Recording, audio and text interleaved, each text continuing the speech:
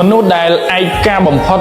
គឺជាមនុស្សដែលមានទឹកចិត្តល្អបំផុតមនុស្សដែលលំបាកចិត្តបំផុតគឺជាមនុស្សដែលមានស្នាមញញឹមស្រស់ស្រាយបំផុតមនុស្សដែលជួបរឿងរ៉ាវឈឺចាប់នៅក្នុងជីវិតខ្លាំងបំផុតគឺជាមនុស្សដែលមានទឹកចិត្តល្អបំផុតហើយសំណួរសួរថាហេតុអីគឺដោយសារតែគាត់មិនចង់ឲ្យមនុស្សជុំវិញខ្លួនរបស់គាត់ជួបរឿងរ៉ាវ